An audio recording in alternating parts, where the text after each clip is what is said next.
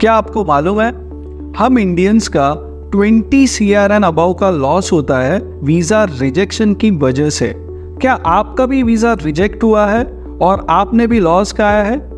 आपका US, UK, Canada, Europe visa apply करने के बाद अगर रिजेक्ट हुआ है या फिर आप अप्लाई करने वाले हो तो ये 5 चीज़ों के ऊपर आपको ध्यान देना बहुत ज़रूरी है। नमस्कार, मैं प्रज्ञेश विन्नेरकर, सुखदा वर्ल्ड टूर्स एंड ट्रैवल्स का फाउंडर मेंबर। आज इस वीडियो में बात करेंगे ऐसे कौन से 5 इंपॉर्टेंट पॉइंट्स है जिसमें आपका वीज़ा रिजेक्ट किया जाता है, और अगर आप ये 5 चीज़ों के ऊपर ध्यान दोगे तो आपका वीज़ा रिजेक्ट होने का चांसेस बहुत कम है। सबसे फर्स्ट चीज जो आती है वो आता है डॉक्यूमेंटेशन। डॉक्यूमेंटेशन मतलब क्या? डॉक्यूमेंटेशन तो बहुत सारे होते हैं, लेकिन उसमें सबसे इंपॉर्टेंट पॉइंट ये होता है कि अगर आप वीज़ा अप्लाई कर रहे हो तो आपको डॉक्यूमेंटेशन के ऊपर बहुत ज़्यादा ध्यान देना चाहिए। एग्जाम्पल लेते हैं, जैसे आपसे मांगा गया है कंफर्म होटल वाउचर और आपने दिया है डमी होटल वाउचर। आपसे मांगा गया है कंफर्म फ्लाइट टिकट और आपने दिया है डमी फ्लाइट टिकट। आपसे 2 से 3 साल का ITR मांगा है और आपने दिया है सिर्फ 1 साल का ITR। अगर ऐसे मिसमैनेजमेंट आप करोगे तो आपका वीज़ा तो रिजेक्ट होना ही है। तो जब आप वीज़ा अप्लाई कर रहे हो या फिर जिनका वीज़ा रिजेक्ट हुआ है वो आप देखोगे कि ये रीजंस की वजह से आपका वीज़ा ज़रूर रिजेक्ट हुआ होगा। नेक्स्ट, दूसरी इंपॉर्टेंट बात है कि अगर आप वीज़ा में आइटनरी बना के दे रहे हो, डे वाइज आइटनरी बना के दे रहे हो, तो ये चीज़ों के ऊपर आपको बहुत ज़्यादा ध्यान देना चाहिए। एग्जाम्पल लेते हैं, बहुत सारे लोग मुझे बोलते हैं कि सर हम लोग ने तो बहुत अच्छा आइटनरी बना के दिया था, उसके बावजूद भी हम लोग का वीज़ा रिजेक्ट हो गया। एक्चुअली ये सब चीज़ें मायने नहीं करती है, बहुत माइन्यूट चीज़ें हैं जो इसमें मायने करती है, वो आपको ध्यान देनी चाहिए। एग्जाम्पल, आप अगर साइट सीन में लिख के दे रहे हो और वो साइट सीन में कौन सा तो मॉन्यूमेंट है और आपने चेक ही नहीं किया कि जो डे वाइज आइटनरी में वो मॉन्यूमेंट आता है, क्या वो डे पे एक्चुअल में वो मॉन्यूमेंट वर्किंग भी है या नहीं। एग्जाम्पल लेते हैं, जैसे कि आप ताजमहल घूमने जा रहे हो और फ्राइडे को तो ताजमहल बंद होता है, उसके बावजूद आपने आइटनरी में लिख के दिया है कि मैं फ्राइडे ताजमहल घूमने जा रहा हूँ। अगर ऐसे आप आइटनरी बनाओगे तो आपका वीज़ा तो रिजेक्ट होगा ही। सो नेक्स्ट टाइम जब आप आइटनरी बनाओगे तो जो साइट सीन, जो आइटनरी आप लिख के दे रहे हो वो प्रैक्टिकल आइटनरी होना चाहिए। ये चीज़ के ऊपर आप सबसे ज़्यादा ध्यान दीजिए। एक्चुअल में वो आइटनरी होना चाहिए, एक्चुअल में वो मॉन्यूमेंट्स वो दिन पे चालू होना चाहिए, उसके बाद ही आप वो आइटनरी में मेंशन कीजिए। प्रैक्टिकल आइटनरी का मतलब ऐसा है, आपने ऐसा बोला है मैं ये दिन से वहाँ पे जा रहा हूँ, वो देश से वहाँ पे जा रहा हूँ, ऐसा नहीं होता है। एक प्रैक्टिकल आइटनरी होनी चाहिए जो फीजेबल है, जो एक्चुअल में पॉसिबल है, तब जाके वो माना जाएगा कि यस ये आइटनरी सही है। थर्ड इंपॉर्टेंट बात, ये तो सबसे इंपॉर्टेंट चीज़ है, आपका अकाउंट बैलेंस। आपका अकाउंट बैलेंस कितना स्ट्रांग है? अकाउंट बैलेंस स्ट्रांग होना भी चाहिए, और वो कैसे होना चाहिए वो भी मैं आपको बताता हूँ। एग्जाम्पल, आपका अकाउंट बैलेंस अगर स्ट्रांग नहीं है और आप बता रहे हो कि मैं 5 स्टार होटल में स्टे कर रहा हूँ, आप बोल रहे हो कि मैंने बिजनेस क्लास का फ्लाइट बुक किया है, तब जाके तो वीज़ा रिजेक्ट होगा ही। आपके अकाउंट में हार्डली 2-3 लाख रुपया है और आप वाउचर दे रहे हो 5 स्टार होटल का, तो वो माना नहीं जाएगा, क्योंकि आप 5 स्टार होटल का कॉस्टिंग ये सब कंट्रीज में बहुत महंगा आता है। मैंने आपको कहा है ये video specifically UK, US, Canada, Europe sector के लिए है। जो वीज़ाज रिजेक्ट होते हैं उसका मेन रीज़न ये होता है कि आपका अकाउंट बैलेंस आपके वाउचर्स के साथ मैच नहीं करता है। नेक्स्ट, आपका ITR कितना स्ट्रॉन्ग है? आप CA को तो बोल देते हो कि मुझे बाहर घूमने जाना है या फिर मुझे कंट्री में जाना है, मेरे लिए अच्छा स्ट्रॉन्ग ITR बनाओ, लेकिन आपका अकाउंट स्टेटमेंट क्या आपके ITR से मैच होता है? ये सबसे इंपॉर्टेंट चीज़ है। आपके अकाउंट बैलेंस में अगर अकाउंट बैलेंस ही शो नहीं हो रहा है लेकिन आपका ITR स्ट्रॉन्ग शो हो रहा है, ये माना नहीं जाएगा। जितना ITR आप स्ट्रॉन्ग बता रहे हो उतना आपके अकाउंट बैलेंस में या फिर अकाउंट स्टेटमेंट में शो होना चाहिए कि आपको इतना पैसा आ रहा है, वो पैसा दिखना चाहिए। तब जाके वो माना जाएगा। आप बोलोगे मेरा कैश में ट्रांजैक्शन हो रहा है, लेकिन कैश में ट्रांजैक्शन हो रहा है तो there is not a valid proof, और जब वैलिड प्रूफ नहीं होगा तो आपका वीज़ा तो रिजेक्ट ही होगा।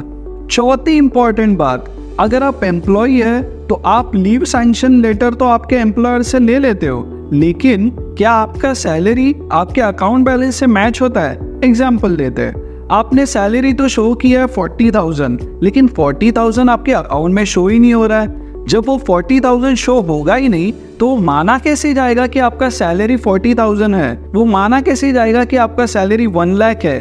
तो वो प्रूव होना चाहिए कि आपका एम्प्लॉयर आपको इतनी सैलरी दे रहा है। वंस अगेन, अगर यहाँ पे भी अगर वो क्राइटेरिया आता है कि मेरी सैलरी तो कैश में आती है, तब भी जाके आपका प्रोफाइल वीक माना जाता है। जब आपका प्रोफाइल स्ट्रॉन्ग माना जाएगा, वही टर्म पे आपका वीज़ा अप्रूव किया जाएगा।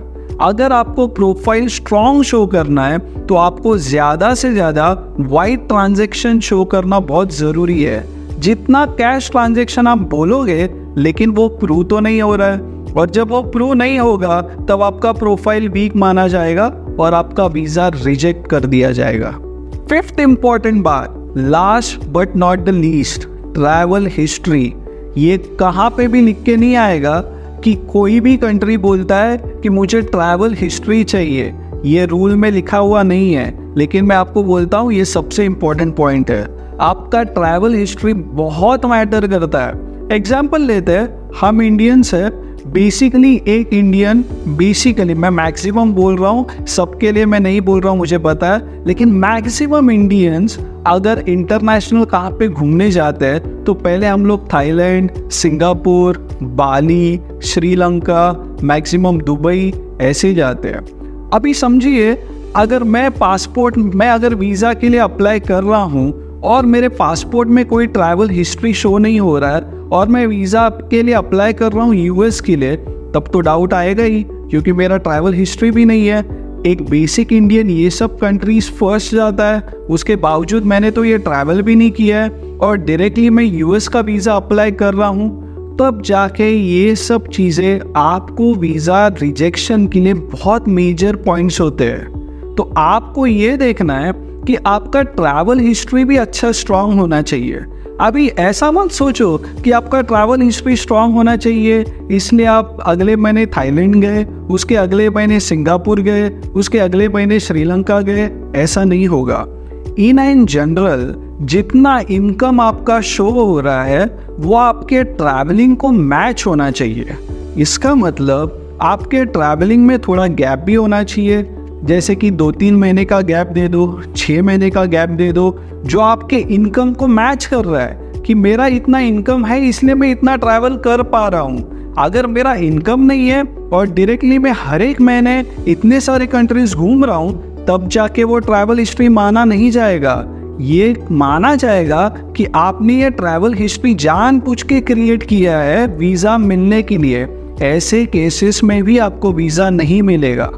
दूसरी इंपॉर्टेंट बात, एज फैक्टर बहुत मैटर करता है। हम लोग देखेंगे जो 18 to 50 या फिर 55 एज में आते हैं, अगर वो वीज़ा अप्लाई करते हैं तब जाके इसमें रिजेक्शन बहुत ज़्यादा आता है, क्योंकि ये एज ग्रुप में माना जाता है कि आप वहाँ पे जा तो रहे हो लेकिन वापस आने की कोई गारंटी नहीं है, इसलिए आपका वीज़ा रिजेक्ट किया जाता है। लेकिन यही आप देखोगे कि 55 अबाउ जब ईयर्स का कोई है और वो वीज़ा अप्लाई कर रहा है, जैसे कि यूएस, कनाडा, यूके, यूरोप में, तब उनका वीज़ा आराम से अप्रूव किया जाता है, क्योंकि वो माना जाता है कि ये लोग यहाँ पे एक्चुअल में कुछ घूमने आ रहे हैं या फिर इनके फैमिली मेम्बर्स ने जो इनको इन्वाइट किया है वो एक्चुअल में किया है, क्योंकि ये एज में ये लोग काम तो नहीं कर सकते, 60 प्लस जो है बेसिकली, तो उनका वीज़ा इजीली अप्रूव किया जाता है। तो एज फैक्टर भी अगर आपका है तो ये भी आपको देखना है कि आपको ये 5 चीज़ें जो मैंने बताई है वीडियो में, ये सब चीज़ें स्ट्रांग होनी चाहिए,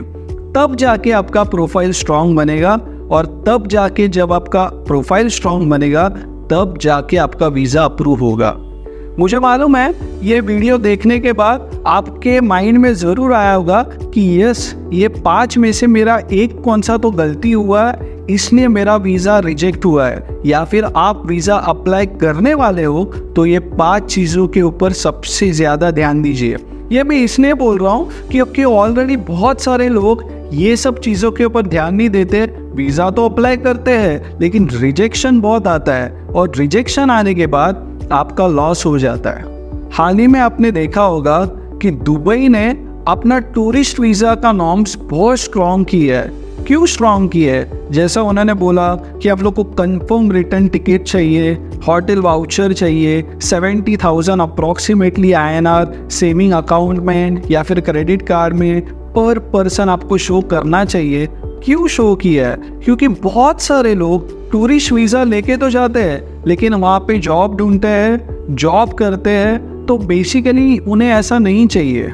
इसके लिए इतना रूल स्ट्रिक्ट किया गया है। अगर दुबई जैसा कंट्री वीज़ा रूल्स इतना स्ट्रिक्ट कर रहा है तो UK, US, Canada, Europe sector, ये सब कंट्रीज तो इसमें पहले से ही माहिर है। वो तो आपको स्ट्रॉन्ग रूल्स देंगे ही। सो नेक्स्ट टाइम अगर आपको वीज़ा अप्लाई करना है तो ये चीज़ों के ऊपर ध्यान दीजिए। 5 चीज़ें जो मैंने इस वीडियो में बताई है, आप चाहिए तो वापस ये वीडियो अच्छे से सुनिए, क्योंकि वीज़ा अप्लाई करने के बाद मैं चाहता हूँ कि आपका लॉस नहीं होना चाहिए। और नो डाउट ऐसा कोई भी नहीं बोल सकता है कि आपने बहुत वीज़ा अप्लाई अच्छे से भी किया तो भी शायद आपका वीज़ा रिजेक्ट हो सकता है। Once in a blue moon या फिर चांसेस होते हैं कि आप ये 5 चीज़ों के ऊपर जब ध्यान नहीं देते तब आपका वीज़ा मैक्सिमम रिजेक्ट किया जाता है। और मैं आपको वापस बोलूँगा कि आप एक्सपर्ट से वीज़ा अप्लाई कीजिए। जितना आप एक्सपर्ट से वीज़ा अप्लाई करोगे उतना आपके लिए फ़ायदेमंद होगा। ये मैं इसलिए बोल रहा हूँ क्योंकि उनके पास ये चीज़ का एक्सपीरियंस है, अपडेटेड नॉलेज है, उनको पता है कि वीज़ा का रूल्स क्या चल रहा है, कौन से बेसिस के ऊपर वीज़ा अप्रूव किया जा रहा है, कौन से बेसिस के ऊपर वीज़ा रिजेक्ट किया जा रहा है, तो वो आपको सही गाइडेंस देंगे। हालांकि अगर आपको भी वीज़ा अप्लाई करना है और आपके माइंड में कन्फ्यूजन है और आपको पता नहीं है कि वीज़ा सही वे से कैसे अप्लाई करते हैं, आप दिए हुए नंबर पे कॉल कीजिए। हम लोग आपको हेल्प करेंगे आपका वीज़ा अप्लाई करने के लिए। ये वीडियो देखने के बाद आपके मन में भी बहुत सारी चीज़ें आई रहेंगी। अगर आप आपका वीज़ा का एक्सपीरियंस शेयर करना चाहते हैं, ज़रूर हमारे कमेंट सेक्शन में कमेंट करके बताइए, ताकि हमें और बाकी के लोगों को भी ये एजुकेट हो जाएगा। अगर वो भी कुछ अप्लाई कर रहे हैं तो उनको भी मालूम हो जाएगा कि वीज़ा रिजेक्ट मेरा ये रीज़न से हुआ था और ये माइन्यूट सी गलती मैंने की थी और इसके वजह से मेरा वीज़ा नहीं हुआ। अगर आपको वीडियो पसंद आया होगा ज़रूर इस वीडियो को लाइक कीजिए, हमारे चैनल को सब्सक्राइब कीजिए, वीडियो शेयर करना मत भूलिए। तब तक के लिए आपके लिए दिल से धन्यवाद।